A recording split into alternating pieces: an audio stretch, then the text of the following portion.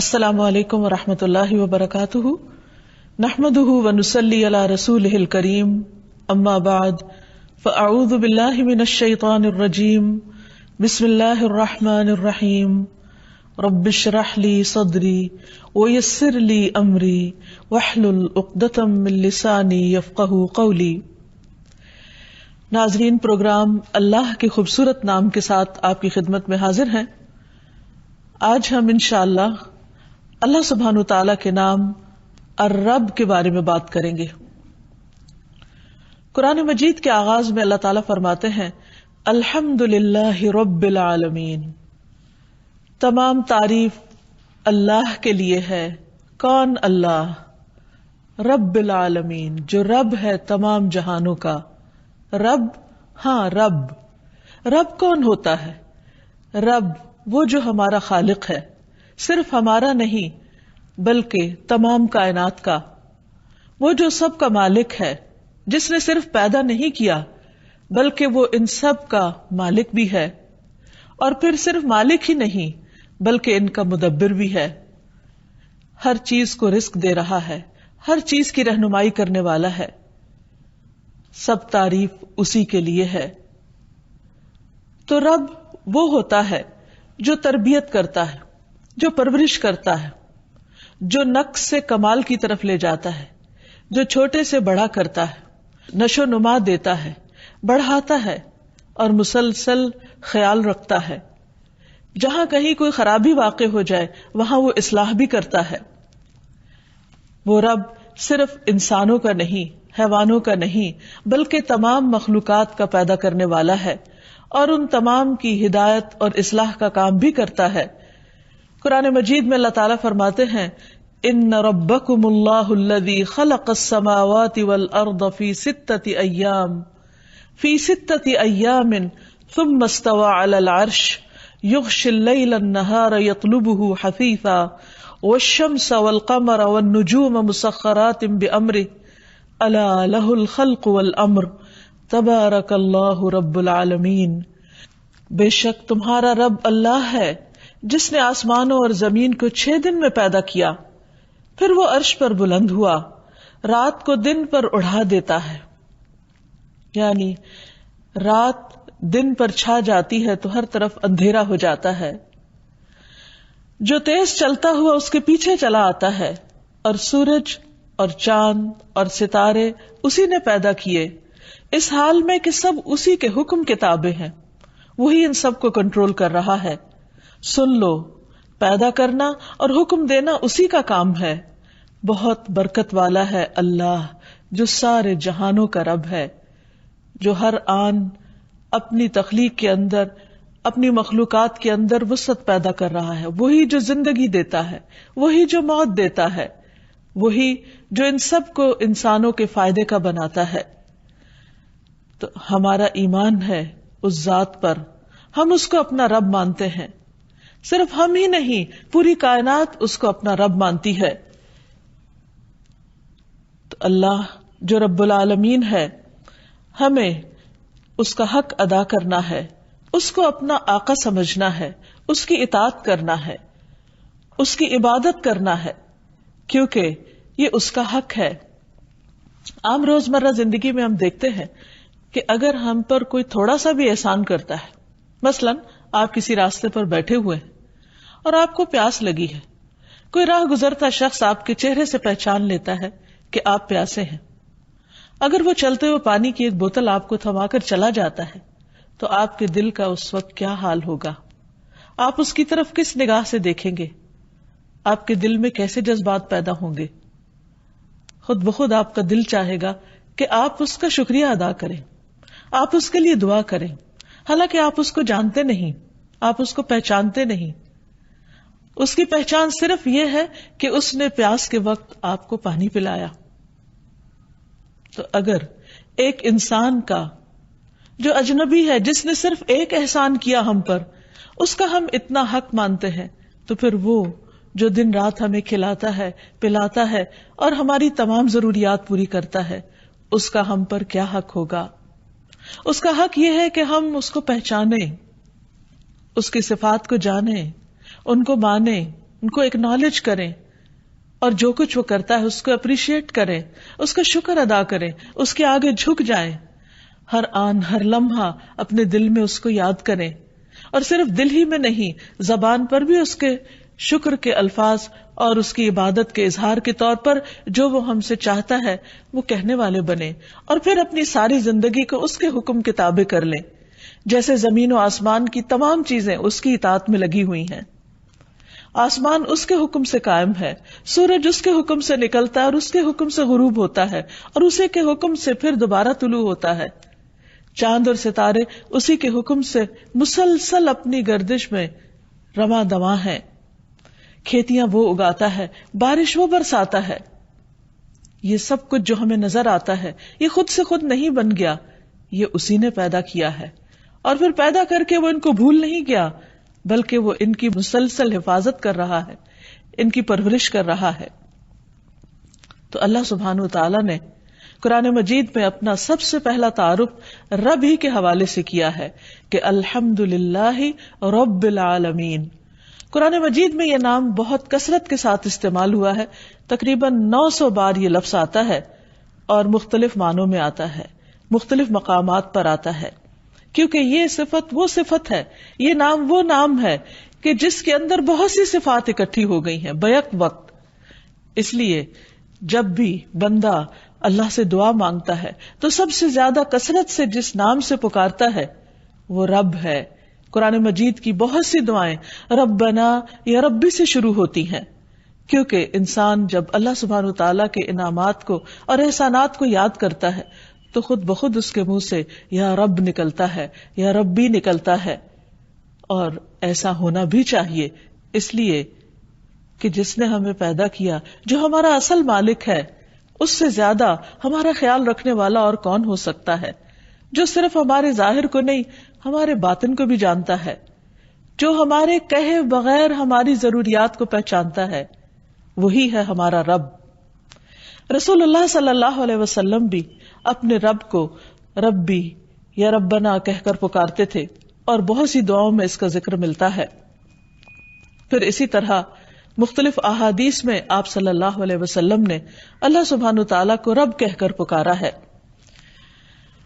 رب چونکہ پرورش کرتا ہے، مختلف چیزوں کی اصلاح کرتا ہے، تمام معاملات کو سنبھالتا ہے، تو وہ اپنے بندوں پر بھی بہت مہربان ہے۔ حدیث میں آتا ہے رسول اللہ صلی اللہ علیہ وسلم نے فرمایا، ہمارا رب تبارک و تعالی ہے، ہر رات کو آسمانی دنیا پر آتا ہے، جب رات کا آخری تہائی حصہ باقی رہ جاتا ہے وہ کہتا ہے کوئی جو مجھ سے دعا کرے تو میں اس کی دعا قبول کروں، ہے کوئی جو مجھ سے مانگے تو میں اسے بخش دوں یعنی عطا کروں، اور ہے کوئی جو مجھ سے بخشش مانگے، اپنے گناہوں کی معافی مانگے تو میں اس کے گناہ معاف کر دوں۔ یہ ہے وہ رب جو ہماری ہر ضرورت، نہ صرف یہ کہ مادی ضروریات بلکہ ہماری روحانی ضروریات، ہماری جذباتی ضروریات بھی پوری کرنے والا ہے۔ اس وقت جب سب سو رہے ہوتے ہیں، اس وقت جب سب غافل ہوتے ہیں، وہ رب جاگ رہا ہوتا ہے اور وہ اپنے بندوں کی دعائیں، آہیں، مناجات اور پکار کو سنتا ہے، اور پھر وعدہ کرتا ہے کہ میں تمہیں عطا کروں گا۔ پھر اسی طرح وہ بندوں کے اعمال کی نگرانی بھی کرتا ہے۔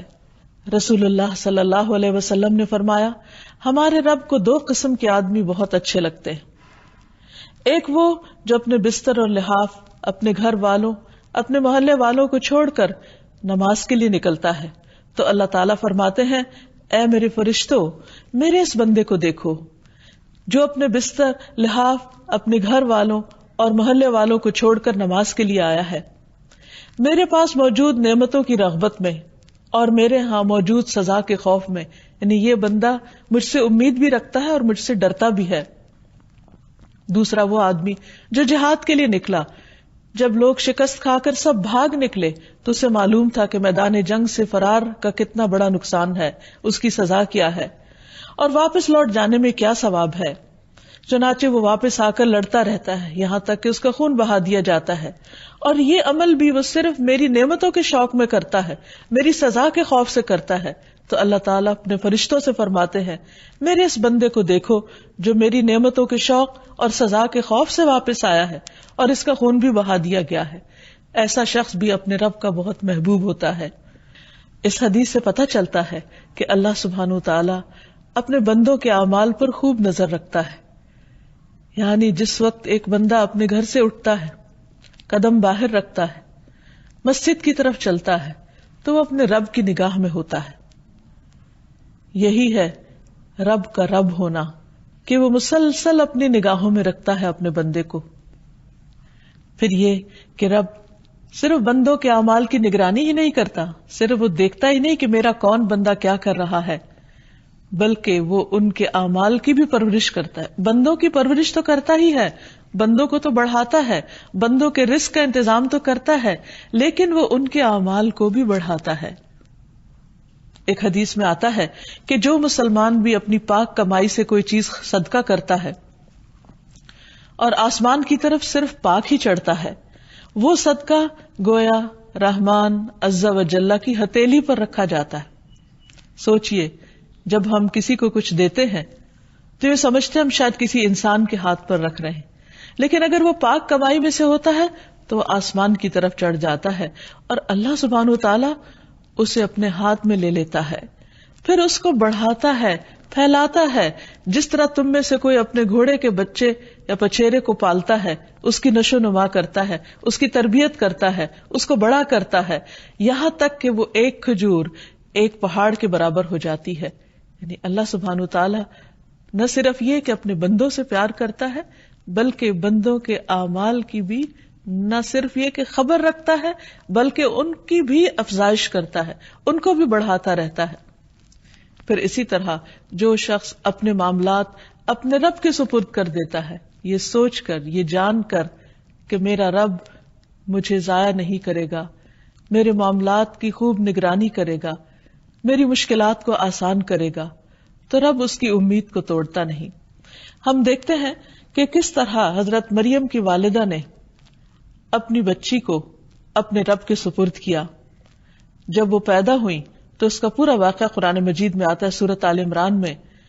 فَلَمَّا وَضَعَتْهَا قَالَتْ رَبِّ إِنِّي وَضَعْتُهَا أُنثَىٰ وَاللَّهُ أَعْلَمُ بِمَا وَضَعَتْ وَلَيْسَ الذَّكَرُ كَالْأُنثَىٰ وَإِنِّي سَمَّيْتُهَا مَرْيَمَ وَإِنِّي أُعِيذُهَا بِكَ وَذُرِّيَّتَهَا مِنَ الشَّيْطَانِ الرَّجِيمِ فَتَقَبَّلَهَا رَبُّهَا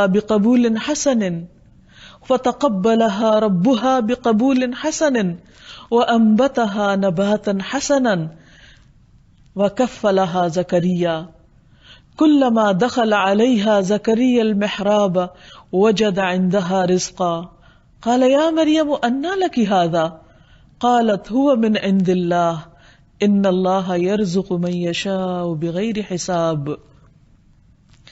پھر جب بچی پیدا ہوئی تو کہنے لگی اے میرے رب، اپنے رب کو پکارا، میرے ہاں تو لڑکی پیدا ہوئی ہے، حالانکہ جو کچھ اس نے جنا اسے اللہ خوب جانتا تھا، اور لڑکا لڑکی کی طرح نہیں ہوتا. اب میں نے اس کا نام مریم رکھ دیا اور اس کو اور اس کی اولاد کو شیطان مردود سے بچا کر تیری پناہ میں دیتی ہوں. بس اس کے رب نے اسے اچھی قبولیت کے ساتھ قبول کر لیا. یعنی رب صرف اعمال ہی قبول نہیں کرتا، بندوں کی نیتیں بھی قبول کرتا ہے، ان کے ارادے اور ان کے شوق کی بھی قدردانی کرتا ہے، اور اس کو بھی آگے بڑھاتا ہے اور اس میں بھی برکت پیدا کرتا ہے. تو رب نے اس بچی کو قبول کر لیا اور اچھی نشو نما کے ساتھ اس کی پرورش کی، یعنی اس کی پرورش کا خود بندوبست کیا، اور زکریا علیہ السلام کو اس کا کفیل بنا دیا. جب کبھی زکریا اس کے پاس عبادت خانے میں داخل ہوتے، حالانکہ کفالت زکریا علیہ السلام کر رہے تھے، لیکن ان کے پاس یعنی مریم علیہ السلام کے پاس کوئی نہ کوئی کھانے کی چیز پاتے تو پوچھتے اے مریم یہ کہاں سے آیا؟ بظاہر بیرونی اسباب تو کچھ بھی نہیں تھے. وہ کہتی یہ اللہ کے پاس سے، اللہ اس رزق کا بندوبست کرتا ہے، بے شک اللہ جسے چاہتا ہے بغیر حساب کے رزق دیتا ہے. آپ سوچئے کہ یہ حضرت مریم کی والدہ کا اخلاص تھا، ان کی نیت تھی، ان کی اللہ رب العالمین کے لیے محبت تھی، قربانی تھی، ان کا ایک عمل صالح تھا، ایک شوق اور جذبہ تھا اپنی اولاد کو اللہ کی خدمت میں وقف کرنے کا، تو اللہ سبحانہ وتعالی نے کس طرح اس کو قبول کیا اور خود اس کی پرورش کا ذمہ لے لیا. یہ ہے اللہ ہمارا رب. جب انسان اس پر مکمل بھروسہ کرتا ہے، اس پر توکل کرتا ہے، تو وہ اس کو کافی ہو جاتا ہے. پھر یہاں یہ بھی یاد رہے کہ اللہ سبحانہ وتعالی جو ہمارا رب ہے وہ اکیلا ہی اس پوری کائنات کو وجود میں لایا ہے، کوئی اس کا شریک نہیں ہے، اور وہ اکیلا ہی سارا نظام چلا رہا ہے. اس کو اس کائنات کا نظام چلانے میں کسی انسان اور کسی فرشتے اور کسی نیک بزرگ کی ضرورت نہیں. اس پوری کائنات کا خالق وہی، الا لہ الخلق والامر، اور حکم بھی اسی کا چلتا ہے، وہی مدبر ہے. تو اسی لیے رب کے 3 معروف معنی کیے جاتے ہیں کہ وہ جو خالق ہے، وہ جو مالک ہے، اور وہ جو مدبر ہے. یعنی نہ صرف یہ کہ اس نے پیدا کیا اور مالک ہے، بلکہ وہ ان کی تدبیر بھی کر رہا ہے، ان سب کا نظام بھی چلا رہا ہے. ہوائیں اس کے حکم سے چلتی ہیں، بادل اس کے حکم سے اٹھتے ہیں، بارش اس کے حکم سے برستی ہے، زمین اس کے حکم سے پیداوار اگاتی ہے. اور جب اس کا اذن نہیں ہوتا، پھل نہیں آتا یا اس طرح نہیں آتا جس طرح انسان چاہتا ہے، تو سب کچھ اسی کے اذن سے ہو رہا ہے. ایک ایک چیز، ایک ایک پھول، ایک ایک پتی اور ایک ایک ٹہنی اور ایک ایک شاخ، اور اس کے اندر جو رنگ اور شیڈز اور جو کچھ بھی ہے، ان سب کی تدبیر، پلاننگ خود اس نے فرمائی. اور پھر کس طرح ہر سال خزاں کے موسم میں پتے جھڑ جاتے ہیں، ان پر موت آ جاتی ہے، اور پھر کس طرح دوبارہ ان مردہ پودوں کو دوبارہ زندہ کر دیتا ہے. اور پھر ہر چیز کا انتظام اس احسن طریقے سے کیا کہ مثلا صحرا کے اندر جو پودے اگتے ہیں ان کا انداز کچھ اور ہے، ان کی گہری زمین میں اتری ہوئی جڑیں ہوتی ہیں. یہ ساری پلاننگ کس نے کی کہ کس جگہ کیسے پودے اگیں گے؟ وہ جڑیں زمین کے اندر دور ڈیپ روٹیڈ اس لیے ہوتی ہیں تاکہ جب بارشیں نہ برسیں اور ہر طرف خشک سالی ہو تو زمین کے اندر کی تری سے وہ رزق حاصل کر سکے. اسی طرح جہاں بارشیں زیادہ ہوتی ہیں وہاں اور طرح کی نباتات اور پیداوار ہوتی ہے. یہ سب کچھ صرف ایک اکیلا رب ہی کر رہا ہے، اور کوئی اس کے ساتھ نہ تخلیق میں شریک ہے اور نہ نظام چلانے میں شریک ہے، اور نہ ہی بندوں کی پرورش میں کوئی اور شریک ہے. پھر وہ رب کسی کا محتاج بھی نہیں، کیونکہ اگر وہ محتاج ہوتا کسی کی مدد کا، کسی کے تعاون کا، تو یہ کائنات کا نظام چل ہی نہیں سکتا تھا. اسی لیے ہم دیکھتے ہیں کہ توحید اسی وقت مکمل ہوتی ہے جب اللہ کے سوا کسی اور کو خالق اور مالک نہ مانا جائے. چونکہ اللہ سبحانہ و تعالیٰ کے ناموں کے ساتھ ہمیں پکارنے کا حکم ہے. اللہ تعالیٰ فرماتے ہیں وَلِلَّهِ الْأَسْمَاءُ الْحُسْنَى فَادْعُوهُ بِهَا، کہ اللہ کے لیے ہیں اچھے اچھے نام، ان ناموں کے ذریعے تم اس کو پکارو، یعنی اس سے دعائیں مانگو، کیونکہ دعا عبادت ہے اور عبادت کے لیے ہمیں پیدا کیا گیا ہے. اور جب ہم اس کو پکارتے ہیں تو یہ پکارنا اس کو پسند آتا ہے اور وہ ہم سے راضی ہوتا ہے، خوش ہوتا ہے. اور خصوصاً جب اس کے ناموں کے ساتھ اس کو پکارا جائے، اس کی صفات کے ساتھ اس کو پکارا جائے، تو یہ قبولیت کا ذریعہ بنتا ہے. کیونکہ ہر پکارنے والا یہ چاہتا ہے کہ اس کی پکار سن لی جائے، اس کی دعا سن لی جائے، اس کی دعا قبولیت کا درجہ پا جائے. تو ابو ہریرہ رضی اللہ عنہ کہتے ہیں کہ سب سے زیادہ مکمل دعا یہ ہے کہ آدمی یوں کہے اللہم انت ربی، اے اللہ تو میرا رب ہے، وَأَنَا عَبْدُكَ، اور میں تیرا بندہ ہوں، میں تیری عبادت کے لیے پیدا کیا گیا ہوں. ظلمت نفسی، میں نے اپنی جان پہ بہت ظلم کیے، میں نے تیری عبادت کا حق ادا نہیں کیا. وَاعْتَرَفْتُ بِذَنْبِي، اور میں اپنے گناہوں کا اعتراف بھی کرتا ہوں، میں ان کو مانتا ہوں کہ واقعی میں گناہ گار ہوں. یا ربی، اے میرے رب، فاغفر لی، تو مجھے معاف کر دے. فاغفر لی ذنبی، تو میرے گناہ کو معاف کر دے. انک انت ربی، کیونکہ تو میرا رب ہے، تو معاف نہیں کرے گا تو کون کرے گا؟ تیرا در چھوڑ کر کس کے پاس جاؤں؟ انہ لا یغفر الذنوب الا انت، کیونکہ تیرے سوا کوئی گناہوں کو معاف نہیں کر سکتا. تو یہ نہایت خوبصورت دعا رسول اللہ صلی اللہ علیہ وسلم نے ہمیں سکھائی ہے، جو ہمارا اور رب کا رشتہ مضبوط کرتی ہے، رب کے ساتھ تعلق کو گہرا کرتی ہے، اور یوں محسوس ہوتا ہے جیسے ایک بندہ ہر طرف کی پریشانیوں اور دکھوں سے نکل کر اپنے رب کی بارگاہ میں اس کی جناب میں سرگوشیاں کر رہا ہے کہ یا رب بس تو ہی میرا ہے، اس لیے کہ تیرے سوا اور کوئی نہیں جو میری اس حالت کو سمجھ بھی سکے. کیونکہ بعض اوقات انسان کے اوپر ایسا دکھ اور ایسی تکلیف ہوتی ہے کہ دوسرے لوگ اظہار ہمدردی کرتے بھی رہے تو وہ اس کے لیے کچھ کر نہیں سکتے. خاص طور پر جب بندے کو یہ احساس ہوتا ہے کہ اس نے اپنے منعم، اپنے محسن، اپنے رازق، اپنے خالق، اپنے مالک اور سب کچھ دینے والے کا حق ادا نہیں کیا، جب اس کا احساس شرمندگی بڑھ جاتا ہے تو پھر وہ صرف اسی کے پاس جا کر سرگوشیاں کرتا ہے اور اس کے سامنے اپنے گناہوں کا اعتراف کر کے معافی چاہتا ہے تو رب اس کو معاف کر دیتا ہے اور اس کے درجات بڑھا دیتا ہے. ہم دیکھتے ہیں کہ اللہ کے جلیل القدر پیغمبروں نے بھی اس نام کے ساتھ اپنے رب کو پکارا. ابراہیم علیہ السلام جن کو اللہ نے اپنا دوست کہا، ان کے بارے میں آتا ہے سورۃ البقرہ میں وَإِذْ يَرْفَعُ إِبْرَاهِيمُ الْقَوَاعِدَ مِنَ الْبَيْتِ وَإِسْمَاعِيلُ رَبَّنَا تَقَبَّلْ مِنَّا إِنَّكَ أَنْتَ السَّمِيعُ الْعَلِيمُ. اور جب ابراہیم اس گھر کی بنیادیں اٹھا رہے تھے، یعنی خانہ کعبہ تعمیر کر رہے تھے، اور ان کے بیٹے اسماعیل بھی ان کے ساتھ تھے، تو دونوں اللہ کا گھر تعمیر کرتے ہوئے، اتنی بڑی سعادت حاصل کرتے ہوئے یوں اپنی بندگی کا اعتراف کرتے ہیں کہ ربنا تقبل منا، اللہ تو ہم سے قبول کر لے. کس قدر عاجزی اور انکساری کا اظہار ہے، اور اپنے رب کو راضی کرنے کا طریقہ کہ ربنا تقبل منا انک انت السمیع العلیم، کیونکہ تو سننے والا ہے، تو جاننے والا ہے، تو ہمارے دلوں کی آہیں، دلوں کی پکار اور ہماری سسکیوں تک سے واقف ہے، ان خیالات تک سے واقف ہے جو ہم تیرے بارے میں رکھتے ہیں. یا رب تو اس چھوٹی سی کوشش کو قبول فرما. اور یہی حال اللہ کے باقی نیک بندوں کا ہوتا ہے.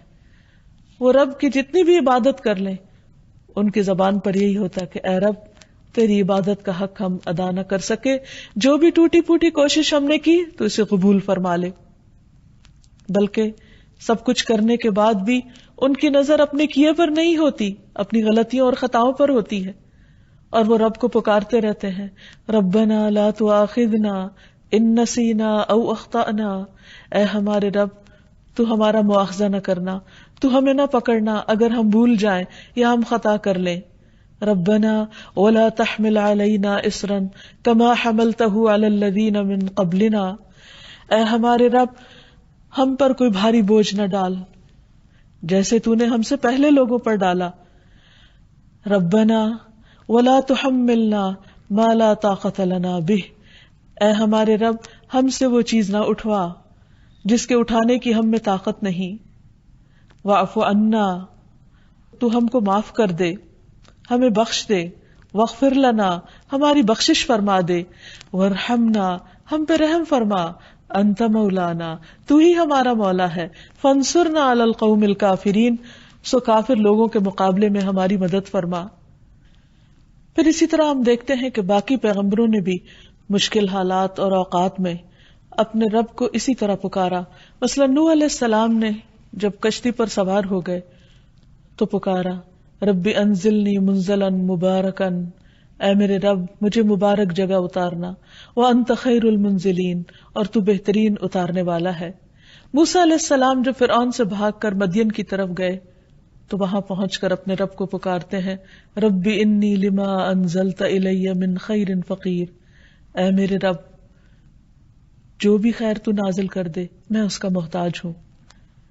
اتنے جلیل القدر پیغمبر اپنے دکھ اور تکلیف کے عالم میں جب اپنے خالق و مالک کو پکارتے ہیں تو انہی الفاظ میں اے میرے رب، اے جس نے مجھے پیدا کیا، جس نے مجھے رزق دیا، جس نے مجھے سکھایا، جس نے مجھے تعلیم دی، جس نے میری رہنمائی کی، مجھے ہدایت دی، مجھے اپنی پہچان کرائی، وہی اس مشکل کے وقت میں میری مدد فرمائے.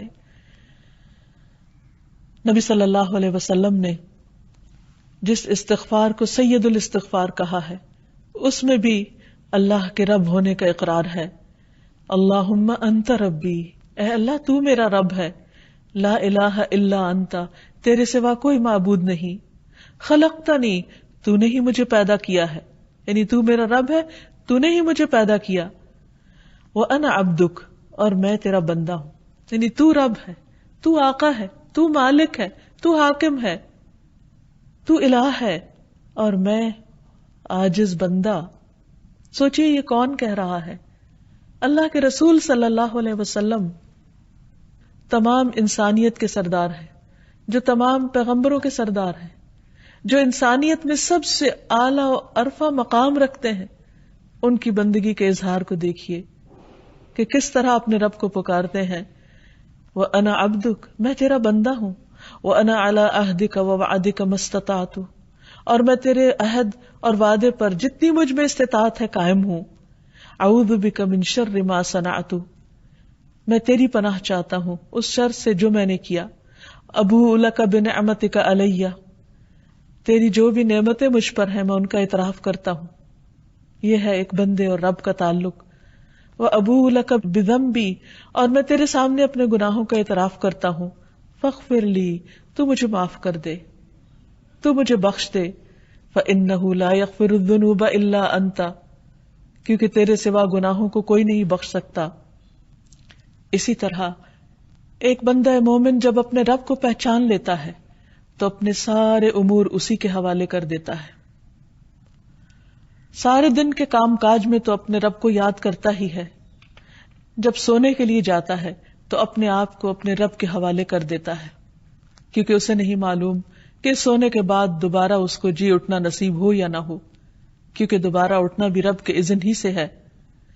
نبی صلی اللہ علیہ وسلم نے فرمایا، جب تم میں سے کوئی شخص اپنے بستر پر جائے تو اپنا بستر جھاڑے، اس لیے کہ وہ نہیں جانتا کہ اس کے پیچھے کیا چیز اس میں داخل ہو گئی. پھر کہے بسمک ربی وضعت جنبی وبک ارفعہ ان امسکت نفسی فارحمها وان ارسلتها فاحفظها بما تحفظ به عبادک الصالحین. اے میرے رب، اے میرے رب، تیرے ہی نام سے میں نے اپنا پہلو رکھا، تیری ہی مدد سے میں خود کو اٹھاؤں گا. اگر تو میری روح کو قبض کر لے تو اس پر رحم کر دینا، اور اگر اس کو چھوڑ دے تو اس کی حفاظت کرنا جیسے تو اپنے نیک بندوں کی حفاظت کرتا ہے. یہ ہے بندے اور رب کا حقیقی تعلق، کہ بندہ اپنا سب کچھ اپنے رب کے حوالے کرتا ہے. اور یہ اس وقت ہوتا ہے جب بندہ اپنے رب کو پہچان لیتا ہے کہ حقیقت میں ہر چیز کی کیئر وہی کرتا ہے، وہی ہر چیز کو سنبھالنے والا ہے. نہ صرف یہ کہ انسان، بلکہ ہم دیکھتے ہیں کہ کائنات کی ہر چیز اپنے رب کو پکارتی ہے اور اپنے رب کو پہچانتی ہے. مثلاً وہ مشہور واقعہ جو قرآن مجید میں آتا ہے ہدہد کا، کہ کس طرح اس نے سلیمان علیہ السلام کو ایک قوم کی حالت آ کر بتائی کہ وہ اللہ کے سوا دوسروں کو پوجتی ہے. اس نے کہا وہ اللہ کو چھوڑ کر سورج کو سجدہ کرتے ہیں، اور شیطان نے ان کے لیے ان کے اعمال خوبصورت بنا دیے ہیں اور انہیں اصل راستے سے روک دیا ہے، اس لیے وہ ہدایت نہیں پاتے، تاکہ وہ اللہ کو سجدہ نہ کریں جو آسمانوں اور زمین میں چھپی چیزوں کو نکالتا ہے اور جانتا ہے جو تم چھپاتے اور ظاہر کرتے ہو. اللہ وہ ہے جس کے سوا کوئی معبود نہیں، اور جو رب ہے عرش عظیم کا. یہ ہدہد کہہ رہا ہے کہ اللہ کون ہے؟ جو عرش عظیم کا رب ہے. تو سوچئے اگر ایک چھوٹا سا پرندہ اپنے رب کو پہچانتا ہے تو انسان کا کیا فرض بنتا ہے کہ وہ اپنے رب کو کس طرح پہچانے اور کتنی معرفت اس کی حاصل کرے. اسی طرح جنت اور جہنم بھی اپنے رب کو پکارتے ہیں. رسول اللہ صلی اللہ علیہ وسلم نے فرمایا، جہنم نے اپنے رب کی حضور شکایت کی اور کہا، اے میرے رب، میرے بعض حصے بعض کو کھا رہے ہیں، یعنی آگ اتنی شدید ہے کہ ایک حصہ دوسرے کو کھا رہا ہے. تو اللہ تعالیٰ نے اسے 2 سانسوں کی اجازت دی، ایک سانس سردی میں اور ایک گرمی میں. تم انتہائی گرمی اور انتہائی سردی جو موسموں میں دیکھتے ہو تو اس کا یہی سبب ہے. اسی طرح رحم بھی رب کو پکارتا ہے. نبی صلی اللہ علیہ وسلم نے فرمایا، رحم رحمان سے نکلا ہے، جو قیامت کے دن آئے گا اور عرض کرے گا، اے میرے رب، یعنی رحم بھی رب کہہ کے پکارے گا، مجھے توڑا گیا، مجھے کاٹا گیا، مجھ پہ ظلم کیا گیا، اے میرے رب میرے ساتھ برا سلوک کیا گیا. اللہ تعالیٰ اسے جواب دے گا کیا تو اس بات پر راضی ہے کہ میں اسے جوڑوں جو تجھے جوڑے اور اسے کاٹوں جو تجھے کاٹے. شیطان جو اللہ کا نافرمان ہے لیکن جب اللہ سبحانہ تعالیٰ سے ہم کلام ہوتا ہے تو رب کہہ کے پکارتا ہے. ابو سعید خدری سے مروی ہے کہ میں نے نبی صلی اللہ علیہ وسلم کو یہ فرماتے ہوئے سنا کہ شیطان نے کہا تھا کہ اے میرے رب مجھے تیری عزت کی قسم میں تیرے بندوں کو اس وقت تک گمراہ کرتا رہوں گا جب تک ان کے جسم میں روح رہے گی، یعنی مرتے دم تک. اور رب نے فرمایا مجھے اپنی عزت اور جلال کی قسم جب تک وہ مجھ سے معافی مانگتے رہیں گے میں انہیں معاف کرتا رہوں گا. اسی طرح ہم دیکھتے ہیں کہ زمین بھی اپنے رب کو پہچانتی ہے اور وہ بھی اپنے رب ہی کو پکارے گی قیامت کے دن. نبی صلی اللہ علیہ وسلم نے فرمایا جب تم میں سے کسی کی موت کسی زمین میں ہوتی ہے تو اسے وہاں جانے کی ضرورت پیش آ جاتی، اور جب وہ اپنے اس انتہائی مقام تک پہنچ جاتا ہے تو اللہ تعالیٰ اس بندے کی روح قبض کر لیتا ہے، اور قیامت کے دن وہاں کی زمین کہے گی اے میرے رب تیری یہ امانت حاضر ہے. اسی طرح سورج بھی اپنے رب کو پکارتا ہے. ہر روز جب سورج اپنے آخری مقام پر غروب ہوتا ہے تو دوبارہ نکلنے کے لیے رب سے اجازت چاہتا ہے، کہتا ہے یا رب ان مسیری بعید، اے میرے رب میرا سفر بہت لمبا ہے. لیکن انسان کے بارے میں اللہ سبحانہ تعالیٰ شکوہ کرتے ہیں کہ ان الانسان لربہ لکنود، کہ بے شک انسان اپنے رب کا بڑا ہی ناشکرا ہے. وَإِنَّهُ عَلَى ذَلِكَ لَشَهِيدٌ، اور انسان اس بات پر خود گواہ بھی ہے کہ وہ رب کا حق ادا نہیں کرتا، اس کی ساری نعمتیں استعمال کرتا ہے، کھانا پینا باقی تمام ضروریات حتیٰ کہ نیند اور زندگی میں چلنا پھرنا یہ سب کچھ رب کے دیے ہی سے ہو رہا ہے. لیکن ان میں سے کتنی چیزوں کو بندہ اپنے رب کی مرضی کے مطابق استعمال کرتا ہے. یہی تو دراصل ناشکرا پن ہے کہ نعمتیں کسی نے دی اور استعمال کسی اور کی خوشی میں ہو رہی ہیں، یا اپنے نفس کی یا شیطان کی، جب بندہ اپنے رب کی نافرمانی کرتا ہے. اور فرمایا وَإِنَّهُ لِحُبِّ الْخَيْرِ لَشَدِيدٌ، وہ مال کی محبت میں بڑا سخت ہے. یعنی جتنی محبت اپنے رب سے کرنی چاہیے اس سے بڑھ کر وہ اپنے مال کے ساتھ محبت کرتا ہے، اس لیے کہ وہ اپنی زندگی کا بہترین حصہ، اپنے اوقات کا بہترین حصہ، اپنے دن کا بہترین حصہ مال کمانے میں زیادہ لگاتا ہے بنسبت رب کی عبادت کے. تب کرنے کا کام کیا ہے؟ ہمیں کیا کرنا چاہیے؟ ہمیں سب سے پہلے رب کا تعارف حاصل کرنا چاہیے، رب کو پہچاننا چاہیے. کیسے؟ ایک تو کائنات کی نشانیوں سے، کہ کوئی بھی چیز جو دیکھیں اس کی ساخت پر غور کریں، اس کے فنکشنز پر غور کریں، اس کے فائدوں پر غور کریں، اور پھر سوچیں کہ یہ کس نے بنائے اور اس نے یہ سب کچھ کیوں بنایا، کس کے لیے بنایا؟ یقیناً ہم سب کے لیے. اور پھر اس کا شکر ادا کریں. دوسرا طریقہ یہ ہے کہ اس کی کتاب کو پڑھیں، قرآن مجید کا مطالعہ کریں، اور اس میں رب کے جو جو کام بتائے گئے ہیں کہ رب کیا کچھ کرتا ہے اس کی معلومات حاصل کریں. پھر نبی صلی اللہ علیہ وسلم نے اپنے رب کے ساتھ کیسا تعلق قائم کیا اس کو جانیں، اور پھر اپنی زندگی میں اٹھتے بیٹھتے اپنے رب کو یاد کریں. جیسے ابراہیم علیہ السلام نے کہا تھا کہ رب العالمین کون ہے، میرا رب کون ہے، الذی خلقنی فہو یہدینی، کہ جس نے مجھے پیدا کیا پھر اسی نے مجھے ہدایت دی. والذی هو یطعمنی ویسقینی، وہ جو مجھے کھلاتا ہے اور پلاتا ہے. واذا مرضت فہو یشفینی، اور جب میں بیمار ہوتا ہوں تو وہی مجھے شفا دیتا ہے. والذی یمیتنی ثم یحیینی، وہ جس نے مجھے زندگی دی جو مجھے موت دے گا. والذی یمیتنی ثم یحیینی، وہی جو مجھے موت دے گا پھر دوبارہ زندہ کرے گا. والذی اطمع ان یغفر لی خطیئتی یوم الدین، اور وہ جس سے مجھے امید ہے کہ وہ یوم الدین کو میری خطائیں معاف کر دے گا. رب ہب لی حکما والحقنی بالصالحین، اے میرے رب مجھے حکمت عطا کر، حکم عطا کر اور مجھے صالحین کے ساتھ ملا. تو ابراہیم علیہ السلام کس طرح اپنے رب کے ساتھ تعلق رکھتے ہیں کہ اپنی تمام باتیں اپنے رب کے ساتھ شیئر کر رہے ہیں، اپنی امیدیں اور اپنے دل کے حالات اپنے رب کے سامنے رکھ رہے ہیں. تو ہمارے لیے بھی یہی ہے کہ ہم اپنی چھوٹی سے چھوٹی ضرورت اور بڑی سے بڑی ضرورت میں ہر حال میں اپنے رب کی طرف رجوع کرنے والے بنے، اور پھر جب قرآن مجید کا مطالعہ کریں تو ربانی بن جائیں، رب والے بن جائیں، کیونکہ کتاب کے پڑھنے اور پڑھانے کا یہی تقاضا ہے۔ اور پھر رب کی پہچان دراصل ایمان کی علامت ہے۔ جو شخص دنیا میں اپنے رب کو پہچانے گا قبر میں بھی جواب دینے کے قابل ہوگا، کیونکہ جب فرشتے آئیں گے قبر میں مردے کو دفنانے کے بعد اور اس کو اٹھا کر بٹھائیں گے تو اس سے جو پہلا سوال کریں گے وہ کیا ہوگا؟ من ربو کا، تیرا رب کون ہے؟ تو جس نے دنیا میں اپنی زندگی میں اپنے ہوش و حواس میں اپنے رب کے ساتھ تعلق قائم کیا وہ وہاں بھی جواب دے پائے گا کہ ربی اللہ، میرا رب اللہ ہے۔ اس لیے یہ کوئی معمولی چیز نہیں کہ ہم رب کے ساتھ تعلق قائم کریں، یہ ہماری ضرورت ہے، اس میں ہمارا اپنا فائدہ ہے، اور پھر اپنی ساری زندگی کو اپنے رب کے سپرد کر دیں جیسے ابراہیم علیہ السلام نے کیا۔ اپنے مشکلات میں اپنے رب پر توکل کریں، اپنے رب کے رب ہونے پر راضی ہو جائیں تو رب ہمیں راضی کر دے گا۔ صبح و شام رضیت باللہ ربا وبالاسلام دینا وبمحمد رسولا پڑھتے رہیں، کیونکہ جو یہ کہتا ہے، حدیث میں آتا ہے، اس نے ایمان کا مزہ چکھ لیا، اس نے ایمان کا لطف اٹھا لیا، اور جو اللہ کے رب ہونے پہ راضی ہو گیا اور محمد صلی اللہ علیہ وسلم کے رسول ہونے پہ راضی ہو گیا، اسلام کے دین ہونے پہ راضی ہو گیا، اس کے لیے جنت واجب ہو گئی۔